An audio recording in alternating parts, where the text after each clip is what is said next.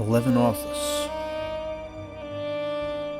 11 stories of danger, death, the thin knife's edge of right and wrong, murder, hatred, justice. What is the answer? Within these pages, you may find it.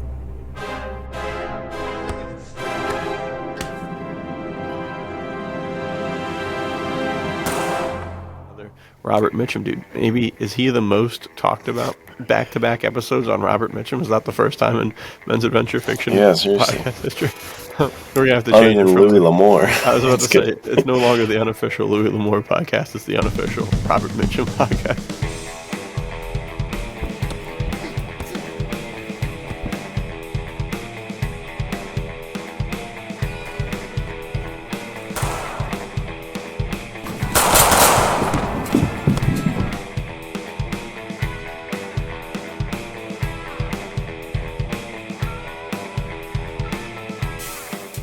3 weeks in to Noir November, and where do we find ourselves, Nathaniel? We find ourselves with two very, very good movies, but maybe no answers. The answers grow murkier every watch, but also it's a clear type of murk, if you know what I mean. Things seem to fall into place and then immediately fall out of place. I can't quite put 2 and 2 together to get 4, but it's starting to look more and more like 22 every time. But The Maltese Falcon and Out of the Past are both very good movies. If I know nothing else, I know that. I agree. These were solid picks, and that's where my definitive noir answer from a couple videos ago, where I said 7, is now changed to Out of the Past. I think that is nice, dude. Quintessential noir. Not my favorite. I still like 7 better, but yeah. I think if someone was like, "What is noir?" I feel like unquestionably we could all agree Out of the Past, right? We could point to this as the one. Because I know there's another one we're going to get into with Maltese Falcon has its own debate, and we'll get into that whole hardboiled versus noir debate. But Out of the Past, I know there's a PI in it, but Out of the Past, we should all agree that this is noir, right? This could be the universal, we all agree. Yeah, I would like to think that, but I'm still concerned. I think, so to my understanding, in the 2 camps that we've talked about before, this guy would still have too high morals. What was his name? Jeff? Was that his name? Jeff was also a guy's name in the other one, wasn't it? Or No, Sam. That was Sam Spade.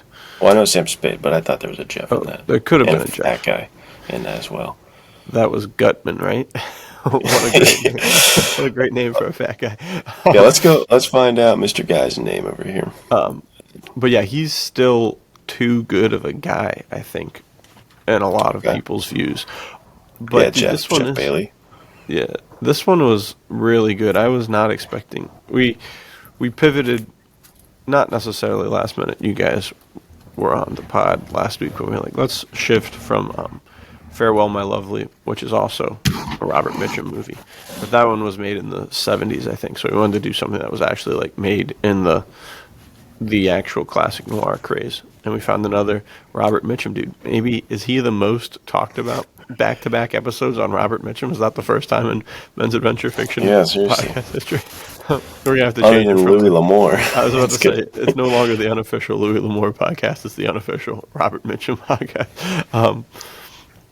And so we were looking, and the other thing that was tough is a lot of these classic noir movies are not always available to stream, but not Out of the Past. It's on HBO Max. So if you haven't seen it, you can hop off and go check it out and hop back on and watch it. But yeah, it was fantastic. I was really surprised at how good it was. Dude, this should be the unofficial podcast for Robert Mitchum, because that guy is such a good actor, And Yeah, Kirk dude. Douglas, across from him in the film, another Yeah, fantastic dude. actor who's the dad of Michael Douglas. Like, the performances in this and the writing in this, for both of these movies, I think you mentioned something similar to this in an episode or two ago. It's like, wow, the quality of filmmaking back in the day was out of control. Like, the Yeah. writers did not think the audience was stupid. I was just telling Nathaniel before we began, I was like, am I an absolute moron? Because I found it so hard to keep up with these plots. There's so much going on. There's so many characters. There's so many twists. There's so many turns. I love how smart these scripts are and how just incredible the performances are from the dudes. Because I mean, we're a men's adventure fiction channel. We talk a lot about masculinity and men. It's like these dudes back then Yeah. were a different breed. Like Robert Mitchum's out there just like getting in trouble for weed and chewing tobacco as he's filming this movie. Uh, he's like I did not know he's that that. guy. That's I funny. looked it up. He he got into big trouble after this movie for getting caught with weed back then. But That's wild, dude. it's just like Kirk Douglas. You know, you see him in movies like The Indian Fighter. Like those guys are so good at playing Yeah. strong, tough men because they were, I mean, a little bit closer to that in real life, and Right. you see that in their performances. So, I was just blown away by the quality of filmmaking rather than anything else. You know? Yeah. To I also to that point, the quality of acting, like you said. I mean, we just watched the movie with ultra creep Robert Mitchum. Like Yeah, the type of performance where you're like, I don't like that actor anymore because he did such a good job playing the creepy guy, and then you watch yeah, him the next week and he's the stud. Like he's an admirable, aspirational character, kind of. You know, like he was a cool dude. He had an answer for everything. He was prepared for the situations he found himself in.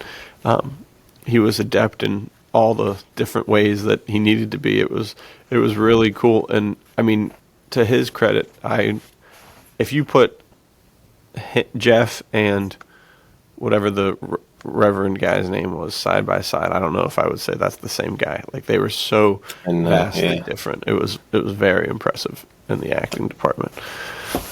You know who his character Jeff reminded me of? No, Dude, Nate Colt. Did you get thanks, any dude. vibes like that? Well, I texted you that it was the closest movie I'd seen to Shell Scott and Chester Drum, where he's like Gotcha. kind of always on his game, and those two are huge inspirations for Nate Colt. So that makes Yeah. a lot of sense. That's what I was seeing the Thanks. whole time. I was almost like somehow Nathaniel got back in time and gave Robert Mitchum a script for Nate Colt, Hey, and read this. Yeah, dude, so I enjoyed it for that aspect. both of these movies did a fantastic job of slipping in some of the coldest one-liners you ever heard. You know, we'll talk about the Maltese Falcon ones, but we can talk. I'll look up some of the ones, see if I can find some of the lines from Out of the Past because they were just too funny. And I While you're thought, doing that, oh, go yeah, ahead. go You ahead. got something?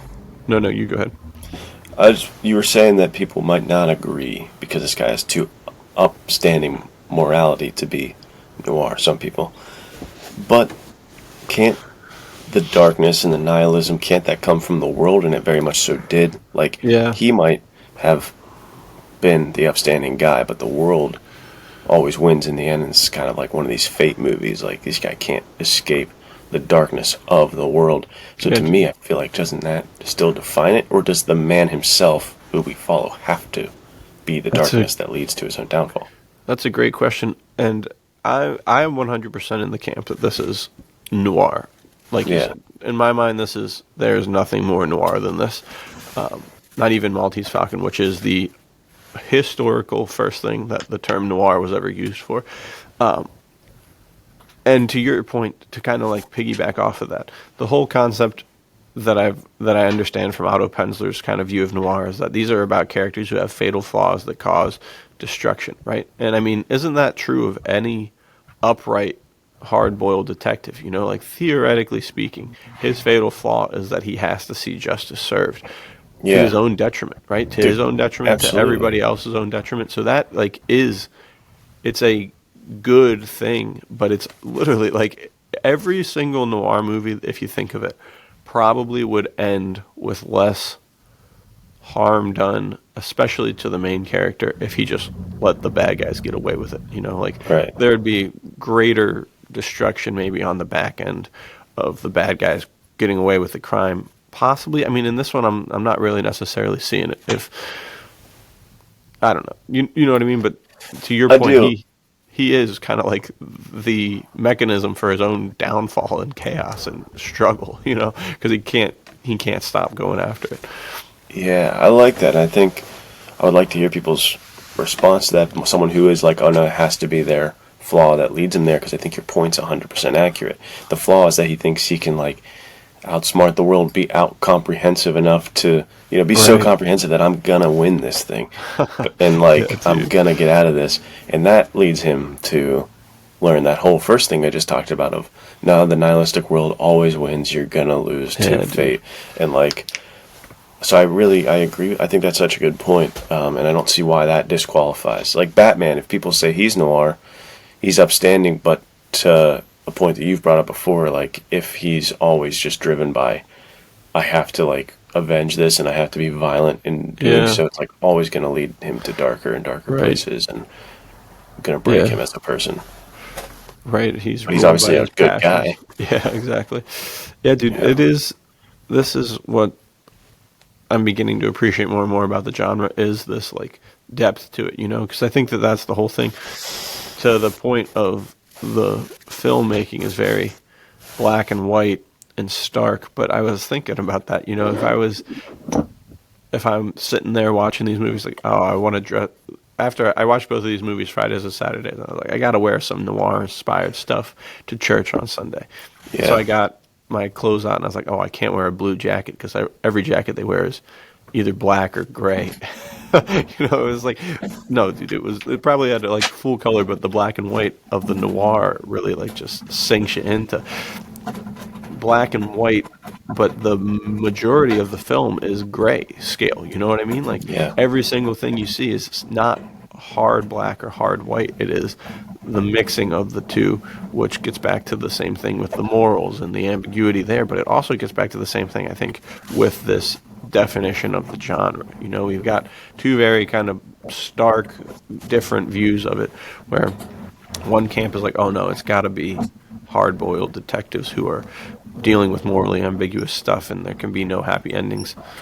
And then there's another side that like kind of just comes in a little more. It's like, oh, there can be sort of happy endings, but it can still be about hard-boiled detectives. And then there's the other side that's like, no, it has to be about bad people doing bad things and getting their comeuppance, and there is no happy endings. But these are very like stark black and white definitions for a genre that the whole point of it is that there is no black and white definition. Right. The starkness is in seeing very good people do very bad things. So it's cool to kind of see this whole thing unravel. So I do, like I said a little bit, I do feel that my definition of noir is coming more into the light. But maybe there's still too many shadows around. Yeah. Going into the shadows. Yeah, man. It's this genre is confusing and people disagree, but I like what you're saying, and I see it the same way, where it's like the black and white of it in like the lighting and everything you see is a nice play on the fact that it is all grayscale and there really is no black and white. And I wonder too, with the origins of anti-heroes, like how much is that tied to the creation of hard-boiled and noir and stuff like that, because it seems to be nearly every time there's some kind of anti-hero action going on with these. And dude, we can dive into that, but we'll do the same thing we did last week, where we kind of go through these movies. There will be spoilers, so if you don't want to watch this until you watch the movies, totally understandable. We'll try not to, I guess we won't try not to do anything. We'll just tell you the story as we go. But the reason that I think we should do this is because this one, to your question, really, in my mind, had very heavy Western flair to it. Yeah. Which our boy Jeff Pintabona just dropped something on his Substack called like the Dark Western or something like that, and it's about the crossover of noir and the Western. Super cool. He dropped it like the night before. I was busy. I haven't gotten to read it yet, but the opening paragraph hooked me. So check it out. It's a really, really cool article, and it dives into this whole concept, because I think that probably the anti-hero started with the Western and then morphed into the hard-boiled, and then we got Mac Bolan, we got the Punisher. Things went from there. But this movie starts out with, in a very disturbing twist of fate, almost the exact same intro as both. I'm forgetting both the names. The Postman only always ever rings twice, and what's the other one called? Night of the Hunter. Night of the Hunter, dude. It starts almost exactly like the two of those combined into one. It was very strange. You have Robert Mitchum or some rando driving a car up. That's where it starts, similar to Robert Mitchum driving a car in Night of the Hunter.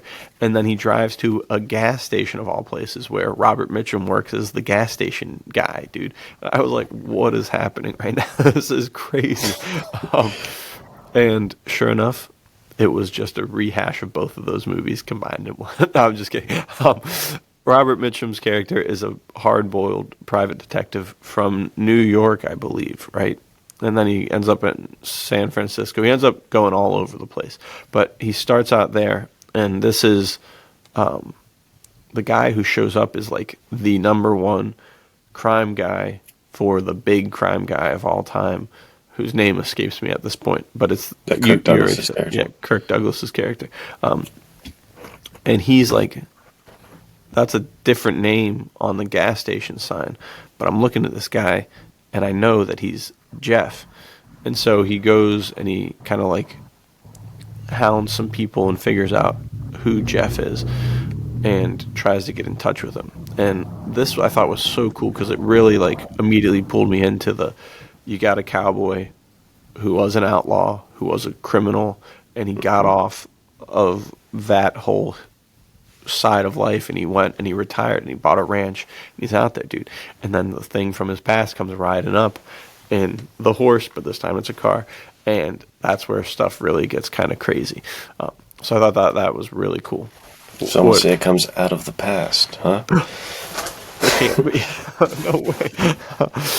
Yeah, that's a good point. It is almost like a modern Western in that sense, and it has what you mentioned in the last episode as a turn-off to you from noir, but it might have worked for you this time, is a lot of outdoor settings, a lot of woods. Yeah, dude, that was things super like that. interesting. So what was your take on seeing the noir outside again and like in the rural environment? I thought it was handled really well. I also thought that it was paired well with enough like city stuff and enough of all that. I mean, the mean streets were definitely all over the place. Yeah, for sure. I thought it was cool because you see him the first time we meet Robert Mitchum's character. He's out fishing with a beautiful woman, right? And I thought that was cool. It really did. It's like, okay, the cowboy's found himself on a ranch. He's found a wife. They're not married yet, but that's where it's going. It was pretty clear. And then, boom, just like that, he's back in the thick of it. I thought it was really interesting that they added my understanding of, like, representation, I guess is the word, was that they didn't really have anything like that in the old days. But dude, there was a deaf character, was one of the main characters, and I thought that was really cool. And it was cool that they kept using him being able to read lips as like a constant threat for every scene it was in the movie. They're like, let's walk over here, that guy can read lips. And so he was he was almost more of a goated character because he was deaf and couldn't speak. I thought that was so interesting. But he goes off and he finds Jeff out there, and they're having like I thought this is when I knew this was going to be a great movie, is like the girls sitting there talking about how bright their future is, and he's not paying attention at all. He's just looking at this dude, and then he starts sign language talking back to this guy from like 90 feet away, and I was like, dude, this is a sick movie. I'm hooked. And she's like, what's going on, Jeff? And he's like, I gotta go. I'm back into town, sweetie. Sorry about this. So then he leaves. I was like, whoa, this is wild. But yeah, I thought that they handled the outdoor stuff really well. I thought because I don't think that this one is at all noir, but North by Northwest with Cary Grant is also super like classy, stylish, but it's more of a secret agent kind of thing. And I think that a lot of that movie takes place outside as well. But they do a really good job in that movie and this one of making it less of the rugged outside and a little more of the like everybody's still wearing suits outside. You know, like his leisure clothes were like a nice pair of slacks and a really cool like hard heavy duty flannel shirt that still looked like he could have tossed a sport coat on and looked just better dressed than anybody else in our day and age, you know. So I thought that they did a good job with it. What about you? I mean, that's a good point you bring up about a lot of noir and hard-boiled, and we talked about gangster flicks being kind of noir as well. All of those have really high fashion. You know, they all have the suits and the fedoras and the trench coats. It's interesting that like fashion got tied into noir as well somehow in some ways. But to your point, this one definitely had that, and it had enough of the staples, and it wasn't so jarring like Night of the Hunter, where it's like, this is a weird, I guess, Southern Gothic film. This is not. This doesn't feel noir like that. Because I definitely never got. At the end of our Night of the Hunter conversation, I was like, "Is this noir or is this that?" Right. And in this movie, I never ever had like any other genre supersedes it. I thought, because there is. I mean, you could say this is a gangster film too, like a mob film in a way, right? Because Wit or whatever his name was is for sure a mobster. Nice Wit. Good work. So it could be like a mobster film, but it's not. It doesn't supersede at all. Yeah. It's way more a classic noir and mystery, and a well-written one at that. Again, back to like just the keeping you intrigued, keeping you like just not handing you the information right away, and you have to really wait for it, and you have to be patient with this movie. It's not even that long. It's very well paced too. It's not like some mysteries get so bogged down with, wow, this is like 2.5 hours and I'm getting bored. Like this one is quick moving. And dude, to your point, I think we've got a great lead, but dude, Wit was a fantastic bad guy. You know, he was really likable. You know, like you watch him and you're like, dude, this guy's like, he kind of, you can see a world where Jeff is his number one enforcer guy, you know, but Jeff is just too unwilling to fall into line. That this guy, it's very thinly veiled, but this guy hates him, dude, and he wants to ruin his life as much as he can. But yeah, so it starts out with Wit. Jeff gets hired by Wit to find his missing lady, and she's stolen $40,000 from him. And so he says, I don't care about the money, I just want the girl back, but do whatever you have to take to get my girl back. And so he and his partner kind of work on a tag team. His partner stays in New York, and Jeff just goes on this crazy wild goose chase, and he ends up in, was it Acapulco, I think, something like that. I can't remember if it was that or another place in Mexico. And this is where we first kind of get some of the really great dialogue interactions between the femme fatale, or as I've been liking to call him, the femme fatally, and our hero. And they have a back and forth, and they're the only two Americans in the area, and she kind of hits him with, she seems uninterested at first, but then she's like, if you're feeling lonely and miss the States, go to this bar. And he said, well, I'm sure that it'll be fine, but I'll still be lonely and miss the States because there won't be anyone else there. And she'd be like, well, maybe I'll be there. And you're like, all right, our boy's in. And then, dude, in classic noir fashion, he falls in love with this dame, dude. And it's like, bro, we all know what's going to happen here. Don't go for the tree, man. Yeah. You're going to get cooked, dude. And he buys hook, line, and sinker. She's like, oh, no, I did not steal the $40,000. Me, I would never do that. And he's like, I believe you, baby. We got to get out of here from Wit. But this whole time, he's also been like double dealing a little bit and calling Wit and telling him that he's getting closer, it seemed like. He was like kind of delaying and lagging. I bet you just to keep Wit satisfied and off his tail. Yeah, you know what I mean? That's a good point. Because he starts to fall in love and he's like, well, let me buy some time. I can't find her. I don't know. You know, it's just kind of like playing. Yeah, I'm about to head somewhere else. And then Wit shows up, dude. And that's when you're like, oh, brother. But things are about to get tough. And then he does a really good job distracting him as she comes into the bar, dude. He keeps Wit, and I think the other guy's name might have been Joe. Maybe that's just the old throwing in the classic Joe to the crime movie. Too. And she is able to escape and get away. And then he sees, dude, that her checkbook has $40,000 in it. And then they go on this really cool kind of like parallel journey that I thought was pretty neat, because I think they get away and are going to go together, but then his partner shows up, right? Or is that later on? Yeah, I feel like they definitely separate here because it's not that long of a movie, right? I mean, that No, should it's be not. when they... Maybe what happens is, I can't remember exactly. I think they get somewhere, and when they get there, the partner is there, and he now works for Wit. And this is when they split up, and they go... I mean, this part, the way the story is told, it could have been like a year or two, it seemed like. You know, like they were just like jumping back and forth, trying to get rid of this guy, dogging the trail to finally get together, dude. And it was so maybe at this point he hasn't found the $40,000 checkbook thing. I think that's after all the other stuff happens. But I thought that was really cool, dude. They took his partner and made him into the new bad guy. What did you think about that? That was a pretty nice little twist there. I was staring at my microphone because I didn't know if it was plugged in, so I missed your question. I'm so sorry. I was saying they took his partner and made him into the bad guy, dude. That was I thought that is a nice twist, because dude, the partner situation in both these movies is a little bit suspect. Dude, you know what I mean? We'll get into that. But it is always good. And that again plays back to the point of the writing in this story. I thought was very good. The noir point of black and white and right. ambiguous. Like you never know where people are on alignment. And let's say you're not even familiar with the whole femme fatale thing yet, because this is like back when this came out. There's a lot more to be surprised with in all of these different angles from all these different characters, because no one really presents themselves how they are. And I think this movie does it.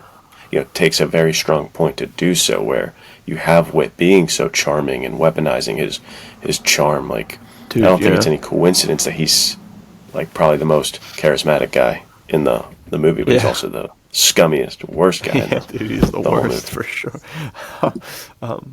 So fantastic so far. And to this point, Luke's point, it's taken a while to explain, but this has probably only been the first 20 minutes or so that all this stuff's taking place. Yeah.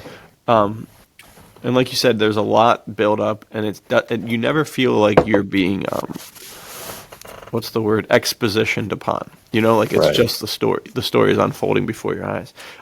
So they finally get away, and they roll up to this romantic hideaway in the mountains. And dude, Jeff is like convinced that he got past him, but the guy was following her the whole time. What a twist, dude. So his partner is standing right out there outside of the spot, and he goes in and he's like, I know that she stole the $40,000. Wit doesn't have to know I found you. Just give me some of the money. And Jeff's like, nah, dude, she didn't steal the $40,000. He's like, I know she did. Don't trust her. She's a lying femme fatale. Come on, are you an idiot? And he's like, no. And then they start fighting, and they're duking it out, and then she shoots the partner, dude. Cold blood. Brutal, dude. Jeff's a stud. He was definitely going to win that fight. Yeah. And she guns him down. And we're like, oh, brother, what's happening now? And so they split up again, and this time Jeff finds out that she did take the $40,000. Never to be found again, her specifically. I don't know about the money. Maybe that's also never to be found again, but that's neither here nor there. Until, dude, we cut back to the modern times, because this is all happening as he's telling all in that flashback type thing. This is all out of the past, as Luke would put it. And he gets to where he's supposed to meet up with Wit, and what do you know, dude?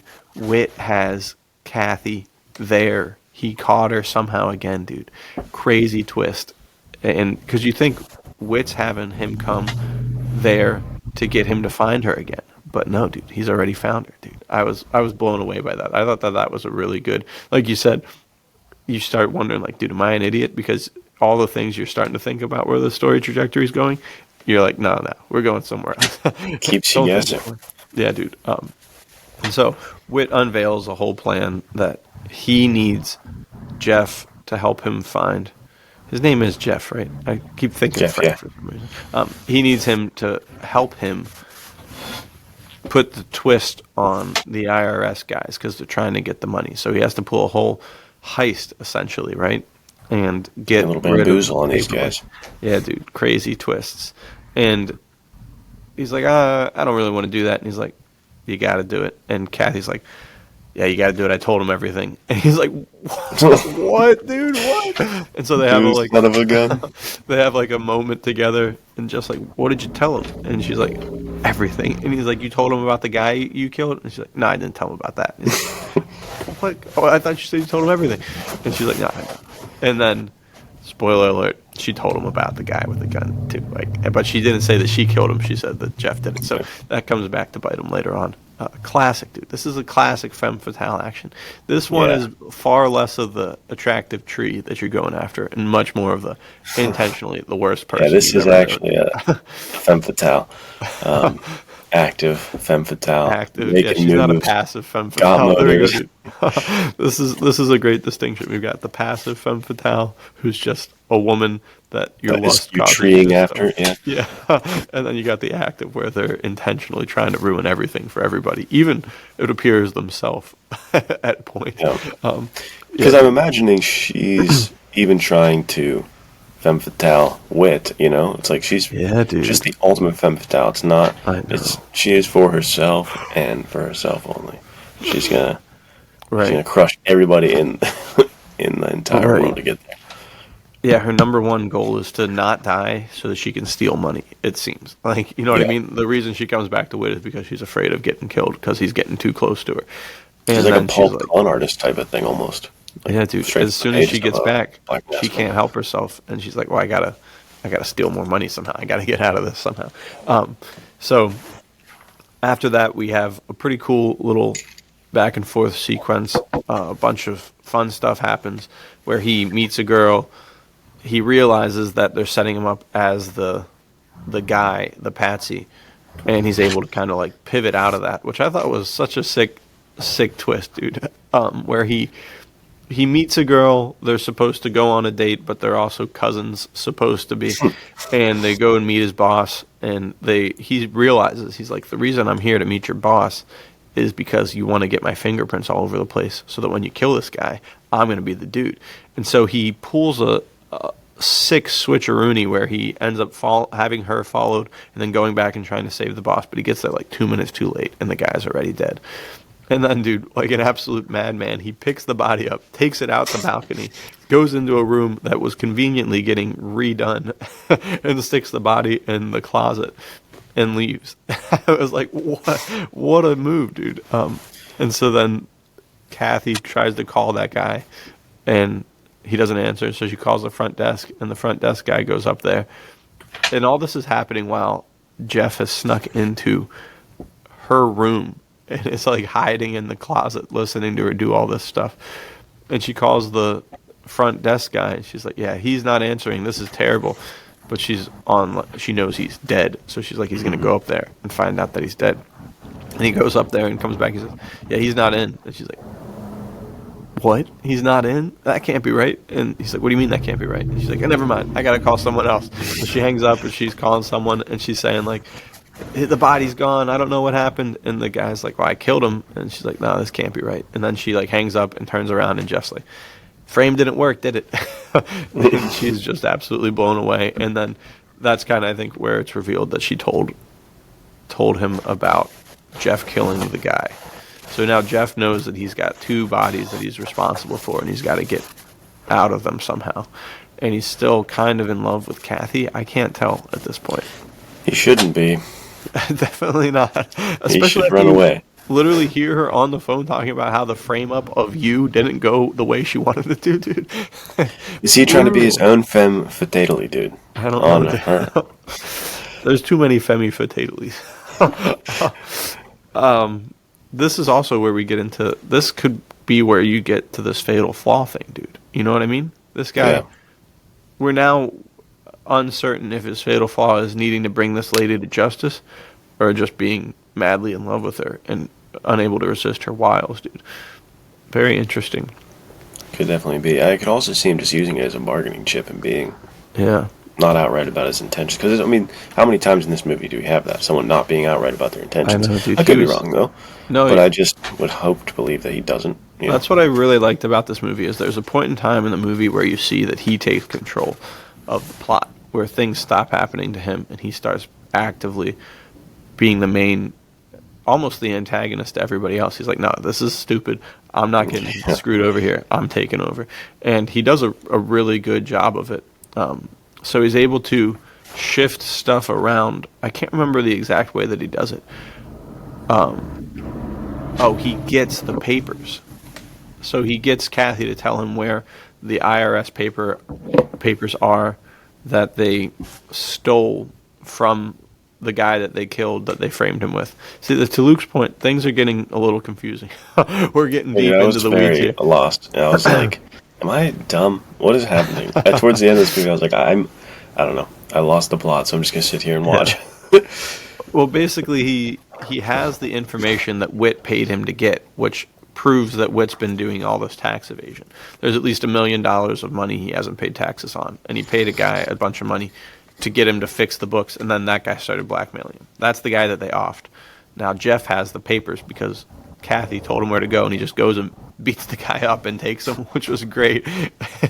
He like comes down the stairs, and the two bodyguards are like, "Can we help you, sir?" And he's like, "No, I already got it." He just leaves with the stuff, and then they go up and they see that the dude's like beat up, and so they all get super mad. And so they come and they bring Jeff in, and Jeff has mailed the papers to himself, which is a classic private detective move.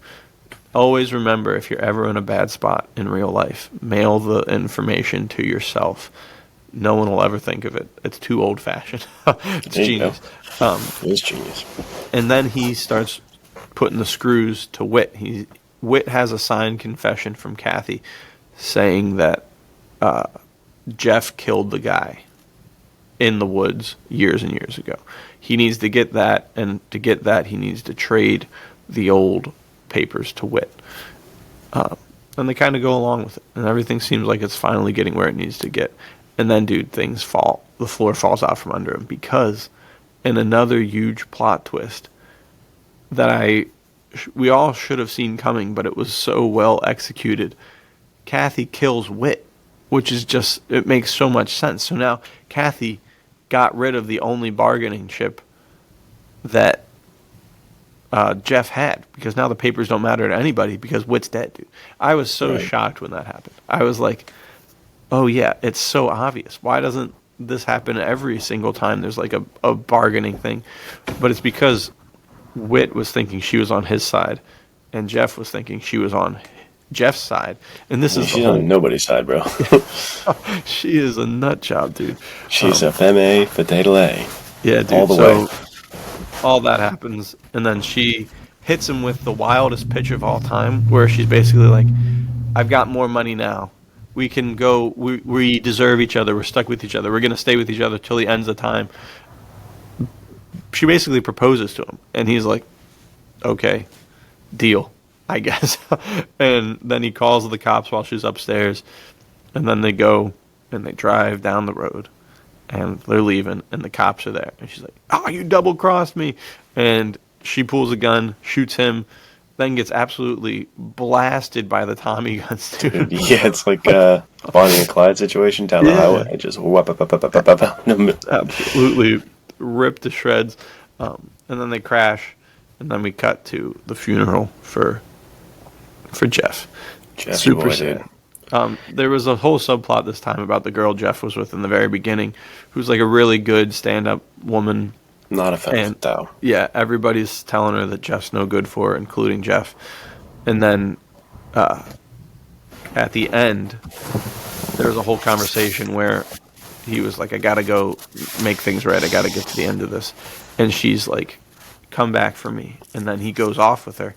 And it looks like he was gonna go be with the bad girl, and this poor girl's heart's broken and all this, but she can't move on. But she goes over to the deaf guy, dude, and she's like, he was going away with her, huh? And he's like, and she's like, all right. And she's able to go be with the other guy who's like a good stand-up guy, and she has a happy ending. And then the deaf guy looks up at the sign and he like salutes at it, and it's a really, I felt like that was just a perfect ending, dude. He made great. Sure that even when he was dead, Jeff got the girl in the end, kind of. You know? Right. Made her happy. I thought it was fantastic. I mean, obviously, to stay noir, it's a big bummer, dude. our main guy died. Like, what a turn. But yeah, I thought it was really exceptionally well done. Because he's that adventurer, the wanderer archetype, the cowboy, dude. like you were saying, the man with no name type drifter situation. I love noirs that mix that. It seems like anything that touches on the adventurer archetype, or makes it more of like the pulp hero that you're putting into the situation. Right. That's why the best noir is, You're Welcome, Ralph, and different Thanks, dude. ones in my opinion, because there's that. and I'm sure to the point of next week when we get into Shell Scott and Walker Jones over here, we're gonna really have ourselves a good time because I know the noir purists would be like, this isn't noir, but if it has enough noir to be noir even slightly, and it has those guys in it, dude, now it's my favorite. Now it's my favorite because I like the morally gray, I like the mystery aspects, I like the femme fatales, but I also want a very competent, upright, and active participant in the. I don't like the whole double indemnity situation, or postman forgets to ring 50 times and only rings twice. Those kind of guys, or they're just swept up away. It's like, all right, that's kind of interesting, but I really like this guy, like Jeff, who's like, to your point, even at a certain point, becoming the antagonist and getting his own plots going, and being very aggressive about solving this. I like that stuff. I think that's a good point. Go ahead, you got it. No, if you were going to say something, you should finish. Mine's that. Just kind of redundant. That I think that kind of like perfectly hit the idea that I've had. That kind of made me have a harder time with the last two noirs. Is that both of those, to exactly your point, there is no one is actually like planning things. It's all kind of just like caught up in, like you said, there's even Night of the Hunter, like nobody was like, oh, this is my plan. I mean, I guess the Reverend was kind of like, my plan is the Reverend has a plan, but everybody else that we're following is reactive. Yeah, exactly. Whereas this one is like, it starts out reactive, and then you've got a guy who's able to twist it and figure out. I think last week I said something like, for something to be noir to me, I thought like people at least had to be like decent at what they're doing, and the postman only rings twice, or always rings twice. Neither of those guys were decent in anything. They were just like literally making stuff up as they go along, which is super engaging, but it gets too much into the reluctant hero kind of thing. Yeah. For me, which I wouldn't expect to, but they're reluctant bad guys, I guess. It's like very interesting. So all of this to say, I do enjoy both of those movies we watched last week, and after our discussion, I enjoyed them a lot more than I had after watching them. But this week is a primo example of like, these guys are competent, and they know how to take the twists and turns and kind of ride them into getting through them. So that's a really good way to put it. I really liked what you said back there. That made me think all the things I just said. And moving into this, we have the competent guy, but this is what happens when we take the competent guy and make him what some noir people need as a qualifier, and make him like a morally dark character, somebody who's, he's a bad guy. I even remember reading the books and like the description of him being like a blonde devil or something like that. And it's like, he's really not. Sam Spade. Oh, nice. So I'm saying, moving into that, it's like we take all we said about the competence and being active, and now we put him into a dark person instead of someone who like was upstanding, like Robert Mitchum's character. This guy is very not so good as far as his morals, and like, what is this dude's moral compass? Because I know we're gonna I'm jumping ahead here, but like when he turns that lady into the cops, it's like, you acting like you care about justice, and I guess you do, but like, you're also the biggest dirtbag of all time. I don't understand you. So I'm getting ahead of myself. There's a lot to unpack with Sam Spade. The Maltese Falcon is a fantastic movie. I saw it a long time ago.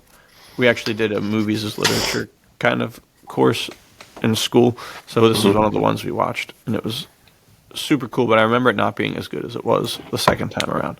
So watching it for this, I really enjoyed it. And this is back when noir first came about. They took these hardboiled detective stories and they made them into feature films, and they did the high contrast lighting, the black and white, and they really highlighted the moral ambiguity. And a guy in France saw it and he said they're so noir, which means black in French. And he was talking about specifically the Maltese Falcon. So the first time noir was ever used to talk about a story was for this movie, according to the history that I have. It could be, it's the internet, so nothing's ever foolproof. But to this point, Jeff said in the Discord, the guy from Noir Alley, he says that that guy doesn't even consider the Maltese Falcon a noir because it's too much of a hard-boiled. But to your point, dude, this guy is the quintessential fatal flaw guy. Like, literally to all else, his goal is to get the killer of his partner, I guess. I don't know. Like, I think, is his goal, I was thinking about this a lot, like, is his goal just... maximum sadness? Not maximum sadness, but like, just winning, like, the case. Like, he's just a competitive, like, I set my mind to this, I'm going to solve this puzzle, screw everybody else. You know what I mean? Like, maybe it's that kind of deal where he's like, I get invested in solving the puzzle. It's like the movie Driver that I've been talking about a lot lately. Like, the crooked cop who's after them in that doesn't want to catch the driver because of the crimes or anything like that. Right. He's just like, I'm not going to let you beat me, you son of a bitch. Like, it's that. Yeah. So maybe, I was thinking Sam strikes me as a guy who could be just like, I want to figure out the mystery. You know what I mean? Like, that kind of, I don't know. That's a good point. Yeah, this one's a fun one. It starts with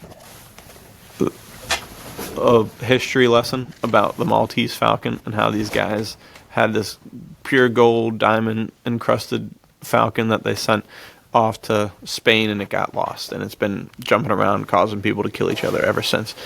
And sure enough, that's going to happen in this movie. And so it starts out with Sam sitting in his office, and he gets the old secretary coming in saying, like, you're going to want to see this dame. She's got a case for you. But absolute classic, dude. Yeah, maybe she's the case.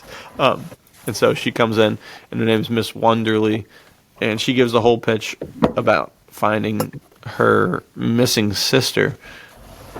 A lie. Yeah, dude, definitely not true. And he's like, okay, maybe.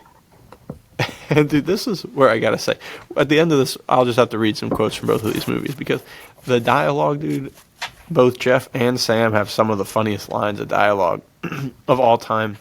Because later on, go ahead, what were you gonna say? I was just saying, even Wit, like, we went past him, but like when he was like, Jeff is like, oh, I hope I didn't hurt your feelings. He's like, my feelings? I left them somewhere a couple years ago. I don't know where. So I was like, that's the best line ever. Yeah, dude, so everybody, that's what, when everybody is smart, you can just have them all say great stuff. To that point, so Mrs. Wonderly tells them this whole story, and in the middle of it, Jeff's partner, Archer, comes in, I think's his name. Yeah, dude, Archer. And he's like, goo guying over this girl, going absolutely nuts, and literally to the point where he says, like, you may have met her first, but I said something first. I'm going after this dude. And Sam's like, bro, aren't you married? And he is, and he's just like literally the biggest dirtbag of all time. However bad Sam is, Archer is worse, right? Like that's the understanding that we get immediately. And so this guy's like, yeah, I'll do anything you want, lady. And then 3 seconds later, he gets absolutely gunned down in the streets. Poor Archer. I mean, we're like 3 minutes into the movie and this guy's getting blasted. But the reason I brought up the funny dialogue is because later on, Sam meets up with Miss Wonderly, and she's like, yeah, that's not my name. My name is Bridget O'Shaughnessy. He's like, yeah, I knew. And she's like, what do you mean you knew? He's like, I knew that you were lying. And she's like, oh, I keep lying to you guys? And he's like, no, you weren't lying about your sister, because we knew you were lying, and that's okay. That one doesn't count. I was like, dude, who's writing this dialogue? It was too funny. He basically explains that he and Archer were playing along with her the whole time and knew she was just feeding them a pile of nonsense. Because they just wanted that money, dude. Yeah, dude. It's too good. So that was pretty funny. And then this is where this movie is just loaded up with subplots, plot points, dude. Yeah, twists and characters. Everything I said about Out of the Past times by 35. And I remember when I tried to read the book, back in like 2019 or something like that, dude. I was like, my brain hurts. I'm so stupid. I was like, I don't understand anymore what's happening. I genuinely felt like an idiot reading that book, and this movie didn't help that too much. I was like, this is a lot to keep up with.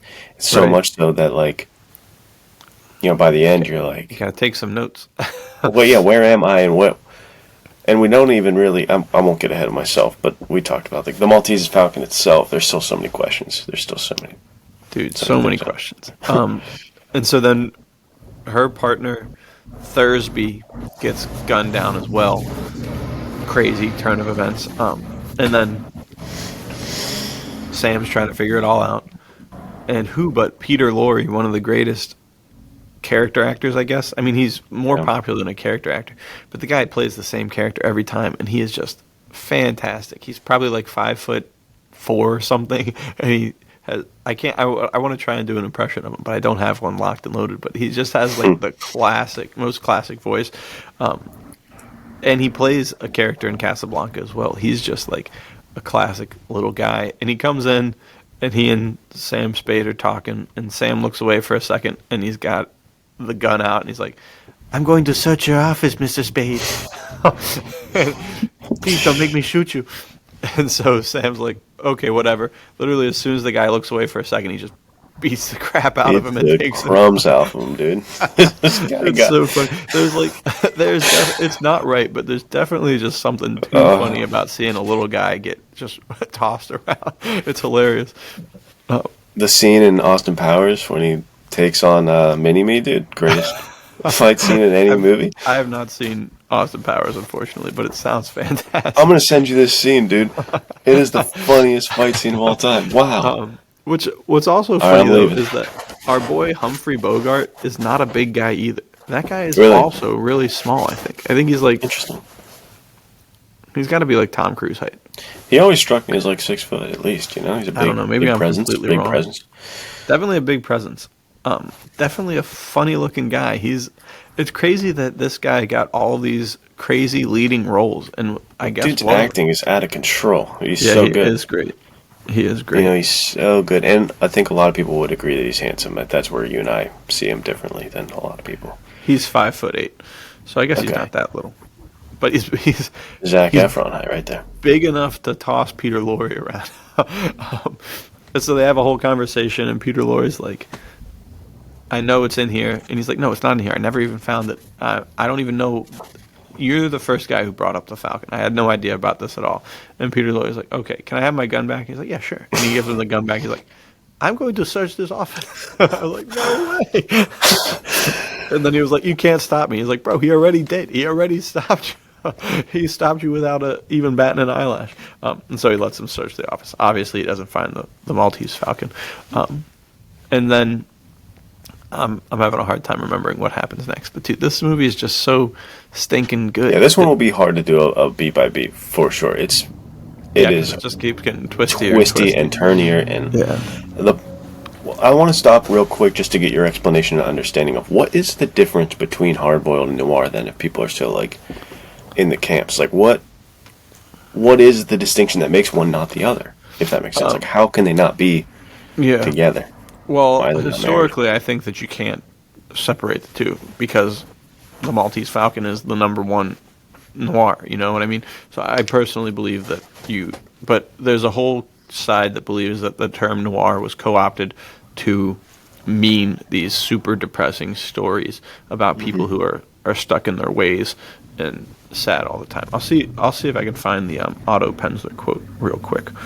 And then is hard-boiled something that comes from the pulp era and like the Black Mask magazines and stuff like that? Is that where hard-boiled gets its I think so. So to the point of what we were just saying, the first noirs were all hard-boiled because they took the hard-boiled fiction from like Black Mask, from detective stories, all those guys, and they made them into these. Yeah, it's where they're getting their adaptations from. Yeah, exactly. So it's super interesting. I mean, Otto Penzler, like we said a couple weeks ago, I really enjoy that guy. I've always really enjoyed him. But this seems like he's basically, his whole idea is that somewhere along the way, noir was co-opted into this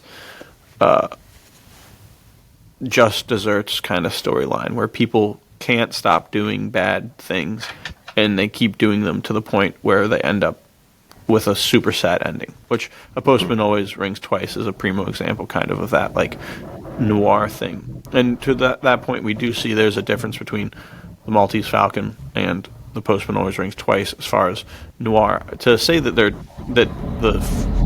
Maltese Falcon is no longer noir seems like absurd to me, bordering on like insane. You know, like how can you say the definition of the genre is no longer the genre? That's a little weird. But do we know why that person said that about the movie? Was it about the actual lighting, or was it about the darkness of the plot? I think it was about both. I think that he was saying like the movie looked noir and the subject matter was also noir. Which I mean, to this point, like we said, this is true of the movie. I'll find the Otto Penzler quote and post it somewhere, and I'll send it to you. We can talk about it in the debate channel on Discord. I disagree. I don't think that it's true. But to this point, so to fully answer your question before we get back to the Maltese Falcon, they think that hard-boiled detectives are too good. Like, they're good guys. And because of that, if they have any sort of moral code, they can no longer be a character in a noir.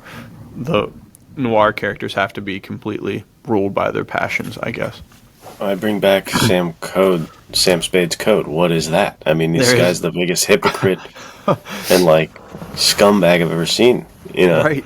To the point where we glossed over it, but literally moments after his partner dies, the partner's grieving widow rolls up and she's like, "Finally, Sam, we can be together because he's been banging his partner's girl, dude. He's boinking her." To the point where he hates her. He's pounded her so hard he no longer likes her. This is insanity, dude. Like he is like hateful. I mean, the way that he talks about her behind her back is literally crazy. It's so. I can't remember what happens. I think his secretary's like, "Okay, are you gonna be with her now?" And he's like, "No, I hate the lady." And it's like, absolutely not. What? This is crazy. So he's cheating behind his back with his partner's wife, who's now dead, and now Sam's only worried about his partner's murder. It seems because he was pounding his wife, and he's worried that it's going to come back and look like he did it. Which, to that point, there's another great line where the police come over and they talk to him and they're like, "Yeah, we know you killed Thursby," which is Wonderly's partner, and they're like, "We know you killed him because he's the guy who killed your partner." And he's like, "Oh yeah, how did he die? I can't remember how I killed him." And I remember hearing that line. I was like, "Dude, that's a great line. Too funny." And then later on, you can't set me up for both of these, you sons of bitches. Yeah. Then later on, they blame him for killing his partner. He's like, "Well, if I killed my partner, why did I kill Thursby?" Yeah. They were like, "I don't know." And that was always super interesting to me, is that the police were like very antagonistic, but also very friendly, like in the same sentence. Like the one guy was like, "I know you did it, but I want to give you a fair shake, so tell me the truth." And it was like, dude, what is going on here? Trying to be good cop and bad cop in the same human being. Yeah, in the same sentence. What a character. So all of this happens. Peter Lorre's character reveals that there's the fat man somehow, and when he brings the fat man up to Bridget, she gets like super stressed, and then Sam goes and he meets with the fat man and gets the old Mickey dude, a classic trope of the private detective stories. So he's out, and then they go. I don't even know. This is to your point. It's very hard to follow this story plot beat by beat. Yeah, beat by beat is too much going on. What happened first? What happened next? What happened after? Exactly. Who revealed what when? Basically, Sam is going to everybody and telling them that he definitely, for sure, has the Maltese Falcon, and they just have to pay him like a bunch of money. And he says that to the fat man, and the fat man's like, "How's $30,000 sound?" And he's like, "Well, Peter Lorre said only $10,000." He's like, "That's not nearly enough money." He said, "In fact, I'll go so much as $50,000 upon sale of this." And he's like, $50,000? That's a lot of dough. And he's like, "Yeah, but the Maltese Falcon is worth even more." Which I never understand this to this point. This happens a lot in like Uncharted. It happens a lot in other stuff. The bad guy tells the good guy how much money the thing they're hiring the good guy to get is, with no expectation of the guy not having a brain and being like, well, I'll just get this myself and not Go worry sell about it myself. Yeah, it's so interesting that always happens. So Gutman's like, yeah, I'll pay you $50,000, but then I'm gonna net A bazillion. I'm gonna be rich. Don't worry about it though. You don't have to. Just give me the thing, and I'll pay you less than you could get for the thing. I'm always like, what is happening here? Who's thinking behind these? So all of this happens, and once again, dude, we're struck with another femme fatale of the highest order, right? Like, she is. Well, I was going to ask you that. What is your femme fatale scale saying for the Bridget? Bridget? Yeah. Dude, I don't know. Are you is in it, the active, passive? I'm not sure. This one's tough. Just caught up in it, or is she kind of like peace? Well, is she a peace? She's definitely up to no good, right? Because don't we find out at least con artist, at least, and for sure murderer, because she killed Archer, right?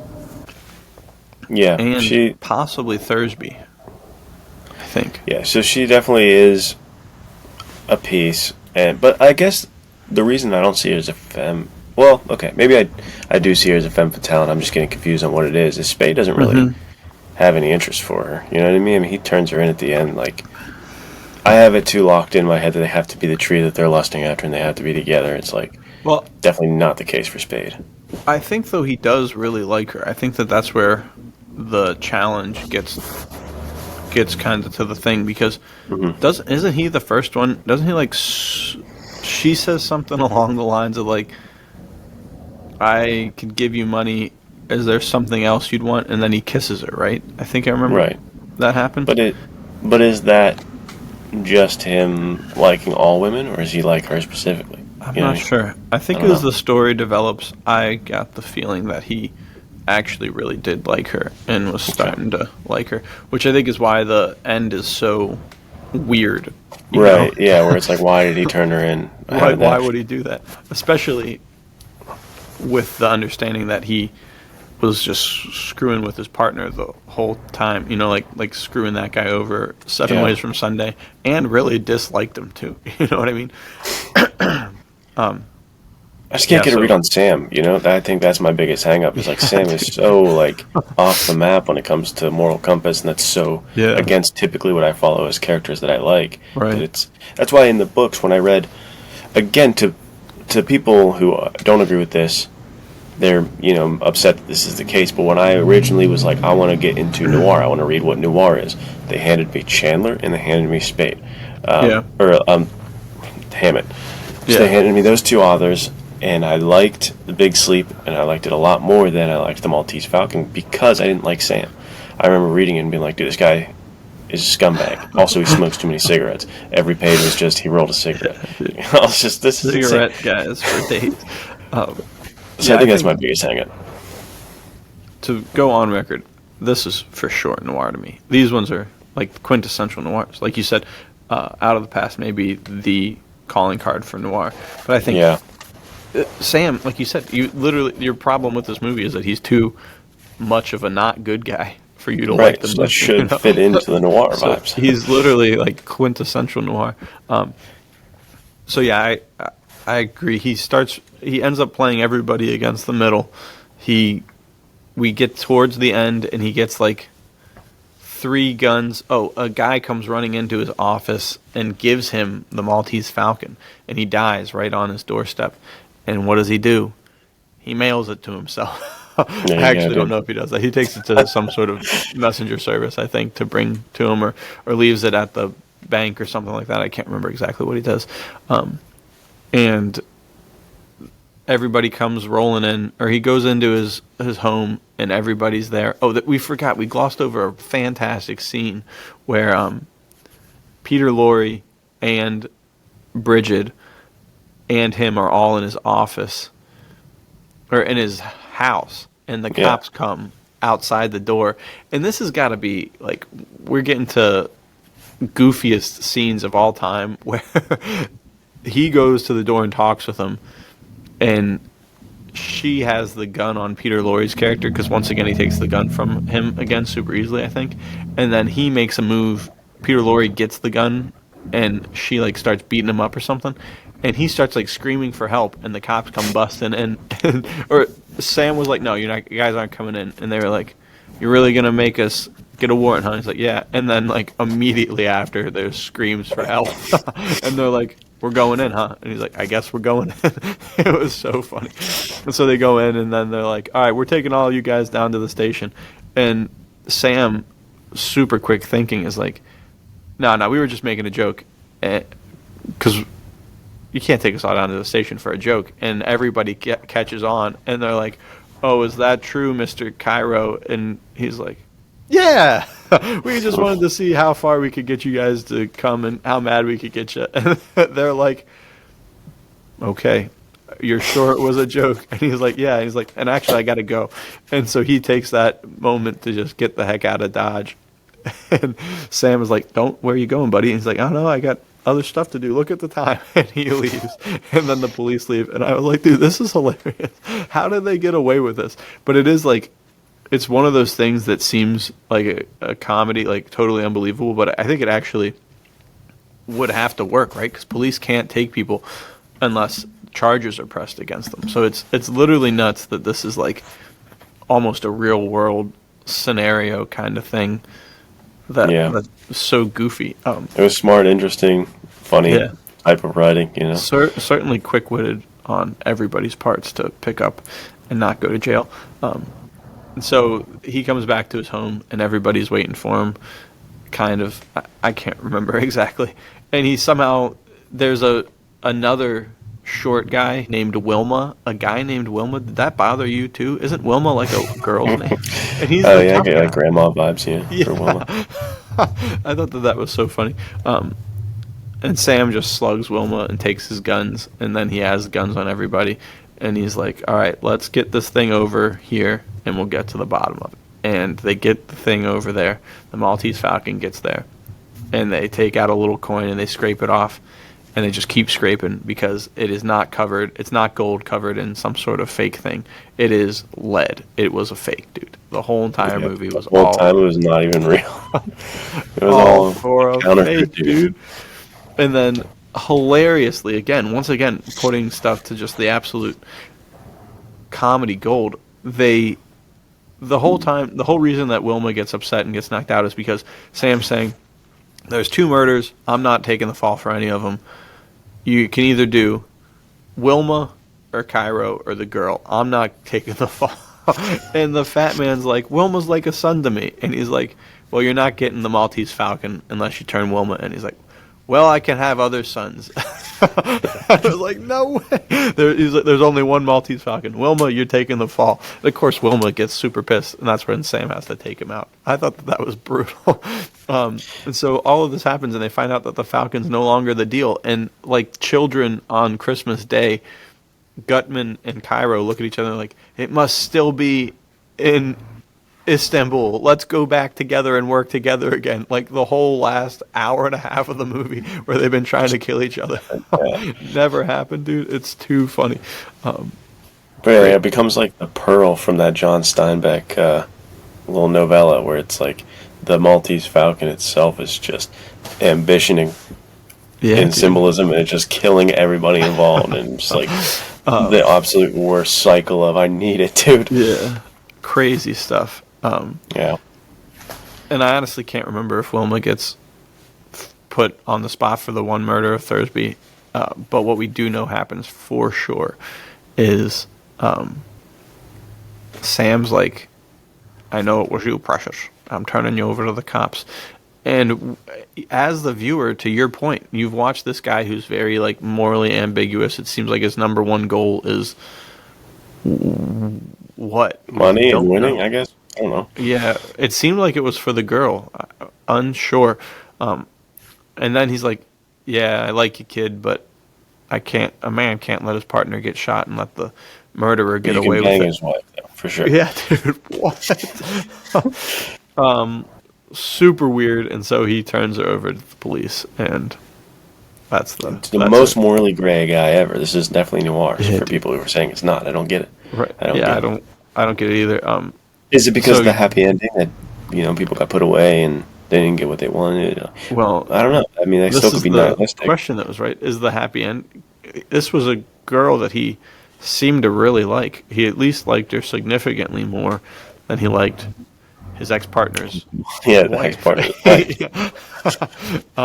His mistress. Yeah, dude, crazy stuff. But fantastic movies, both of them, and they're just absolutely hilarious. I'll pull up some of these quotes. Which one did you like better? I like Out of the Past better. Yeah, Out of the Past was great. For sure.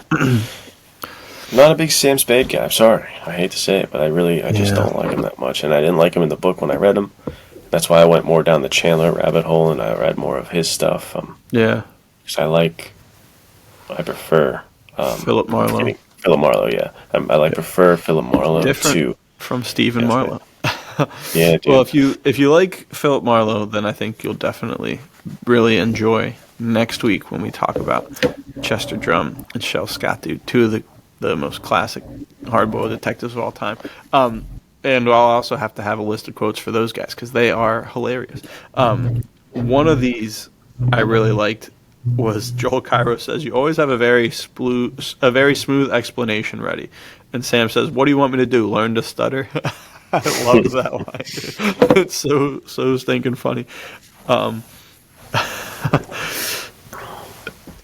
Let me see if there's another one. They don't make dialogue like this anymore, unless it's a Nate Cole book. Oh, so if you guys want this or missed he said to his secretary, "You're a good man, sister." I thought that line was hilarious. It's too good, dude. These quotes. The reason I bring up the Nate Colt so much is because all of these do feel like things that not only Nate Colt book would have in it, but just you would say while at Pulp Fest. I feel like I would hear you say all of these things. I appreciate that. The other day, it's so funny to bring this up. We were going out to eat. I told Caroline I would bring this up because it was pretty funny. And we couldn't decide where we wanted to go. And Caroline was like, "I don't want to decide. I have no interest." And so I kept suggesting all these different things. I kept going back and forth. And this probably took like half an hour because I don't really care where I want to go either. So at that point, I'm trying to gauge what Caroline wants. And that's one of the worst challenges anyone can do is try to figure out what your wife wants. We're probably like 25 minutes into it. And she said, "I'm going to be honest with you right now. You're having a little bit of weak man syndrome." I was like, "No." Dude. She was like, "Just make a choice." Yeah, I know. I was like, "You don't happen to have a Veritas book with you, do you?" And she's like, "No." We're going to Chipotle. Chipotle wasn't even one of the options. That's honestly what I should have done. I should have just picked something. The first restaurant we passed, I should have just turned into. So I had to find the Veritas man within me. That was within me all along. But I thought that was super funny. But we went to a ramen place, and afterwards we went to Chick-fil-A to get a peppermint milkshake because that's one of her favorites, and it's in season now because it's almost Christmas time. Let's go. The guy was like, the drive-thru was like, what's the name for the order? And I said Caroline, and he was like, cool, and he wrote it down. And the whole time I was thinking like, I should make a joke like, I don't look much like a Caroline, do I? And he would have been like, no, and I get that all the time. It would have been so stupid because I would have just forced it on him, so I didn't do anything. And then we drive around, and the guy's like, milkshake for Caroline, and I was like, that's me. So I was able to slip in like a Sam Spade-esque thing, and the guy was laughing. But it wasn't nearly as funny as some of these lines were. But thank you. I realized at that moment that you can make jokes to anybody. You don't have to know someone to just make a joke with them, you know? Right. And that's a freeing thought. You can just start. Checkout lady at the store, joke. Yeah, dude. Your boss, joke. I was standing in line in Lewis, Delaware, on the beach, waiting for their like cinnamon buns, but they're twisted instead of in a bun form. I was standing in line to get them, and this old guy was standing there talking with me. I may have said this on the podcast before, and I mean we're just like in passing talking, and he looks at me and says, "You're Italian, right?" And I said, "Yeah, how'd you know?" He said, "I can tell." And then he says, why do Italians hate Jehovah's Witnesses? And I was like, I don't know why. And he said, they hate all witnesses. I was like, bro, you don't know me at all. I mean, it's a great joke. And then you pulled out your revolver and just douche, run away. I hate jokes more than I hate witnesses. So pretty funny stuff. And then for sake of time, there was one line in Out of the Past that I really liked where she said something like,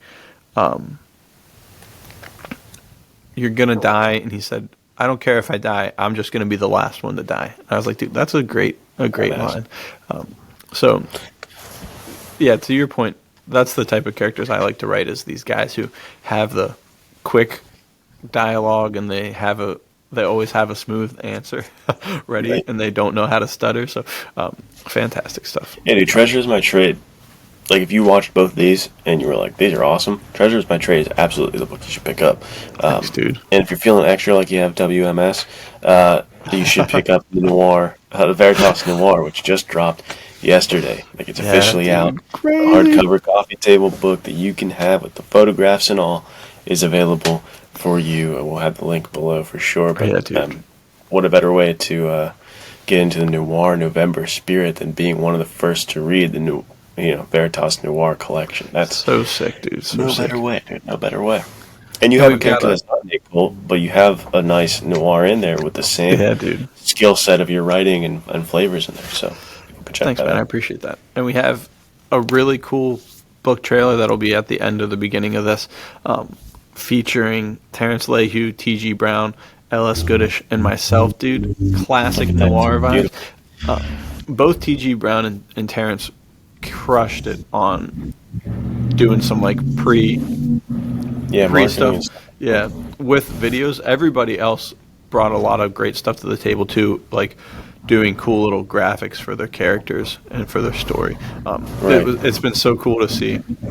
You can go on Instagram now, and we'll try and compile them. Maybe we'll do a whole. I reposted the ones I saw for people. See if you go to Veritas's repost, you'll see everybody's about their book. There you go, dude. It's so cool. Stuff. It's so cool. Yeah, we've got great list. 11 authors, 11 really great stories, and rumor has it that under some of the photos there's a little bit of microfiction, short fiction, some flash fiction stuff written by the man sitting right next to me, dude. I'm very excited to check those out. So super cool. Fun collection, dude. I'm excited. Yeah, dude. I'm excited to have this guy around for Thanksgiving. It's awesome, and for the rest of the holiday parties, dude. People are just looking through, seeing all those fantastic photos. Too cool. It's gonna be a good one. Just got to pick if I'm going to use a pipe or a cigar when I read it. That's the decision to make. Yeah, dude. Or you could roll some cigarettes. Good. Just constantly. Now you're making the decision more difficult for me. This I cannot accept. You got to just say a quick one-liner and give me a whole bunch already. So there we go. We are 3/4 of the way through Noir November. Super exciting stuff. The last one is hopefully introduce a lot of new people to Chester Drum and Shel Scott. So there is a online version you can read in the Discord. So join the Discord right in the Men's Adventure Fiction podcast section. There's a second part that talks about what we're reading, and there's a link to read it. It's I'm not sure how long it is, but it is very fast paced, so you should be able to get through it in a week's time. So check it out. Give it a read. It is a very engaging story. It's about the labor unions, the truckers union in particular, and how much they're basically the mafia, and Shel and Chet trying to figure it out and find the middle without killing everybody around them and possibly each other. So that's pretty good. We're looking forward to talking about that next week, and we will see you guys there. Peace.